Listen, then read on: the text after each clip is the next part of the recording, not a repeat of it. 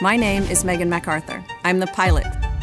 Hi, my name is Aki Hoshide, a mission specialist. My name is Thomas Pesquet, and I'm a mission specialist. My name is Shane Kimbrough, commander of NASA's SpaceX Crew 2 mission to the International Space Station.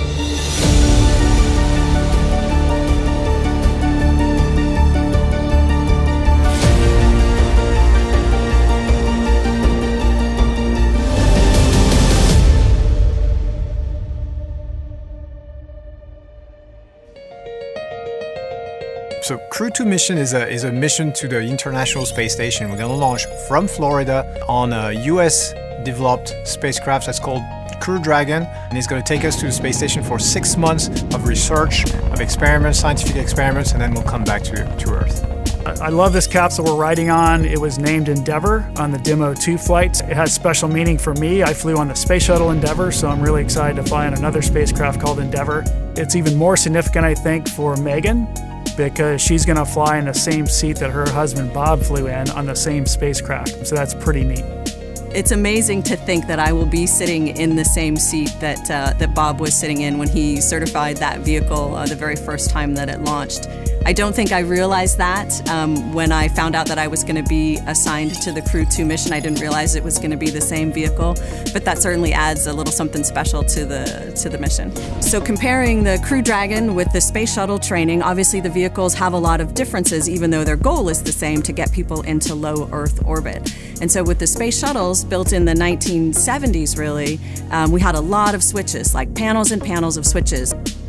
With Crew Dragon, of course, we don't have those panels and panels of switches. We have a very clean wall environment and some large touch screens where we can switch between monitoring different systems.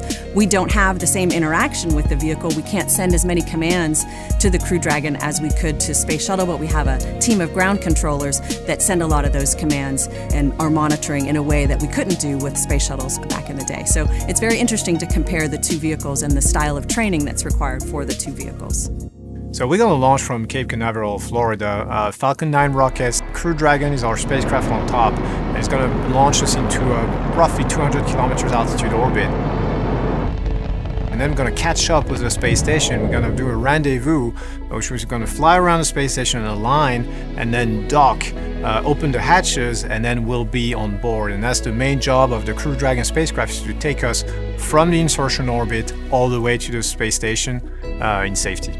So once we're on board the International Space Station, there's a lot of things. Main task is doing a lot of different science, whether it's biology, material science, fluid mechanics. We're just going to do a bunch of nice research and science that's going to benefit all of humanity, or it's going to help us with future exploration. So that's exciting to be part of something that's that grand.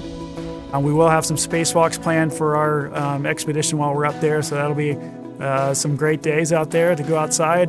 So on this flight, we have American, French, and Japanese astronauts on board. It's the first time that you have 3 different nationalities on this Crew Dragon. This International Space Station itself is a big collaboration between 15 countries. It is very important to do a lot of international cooperation. No individual person gets themselves into space, right? It's a huge effort that happens. But it's also true on this global level that we have these big dreams where we look out, to the horizon and this desire to explore the universe around us, and we're always going to be more successful when we work together with our international partners to achieve these incredible dreams.